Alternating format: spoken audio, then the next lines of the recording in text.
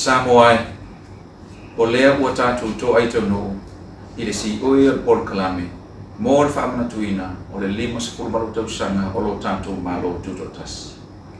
E ui ina sui le whainga ma le awala na sauni ai ma te pena na nei Port Kalame mo le nei tausanga ai mātou te taritonu o lo tu mau pēr whātaua i le nei yaso whaida maina. E vea ilo mātou leo e whaima whonga anga o awhionga i te whono so whatasi ma le komiti o tāpenanga o le tuto o tasi o le nei tausanga e mori atu airo mātou whawhitai i le paia o le atunu o tāpua i mai. E vea fo i nei lau lau tāua mātou te whaleo ina i le whawhitai ma le whamalo i pulenga o company television o company le itio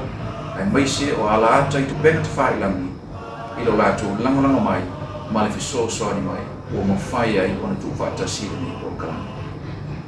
Mātou te taritonu a whai e taitai atu e le atua e soifua o le atunu o au ia le nātou sanga asala o le ātātou to e pati patia le whamanatuina o le tuto tasi e pei o na masani ai. I manuia le tāpua inga a le atunu soifua.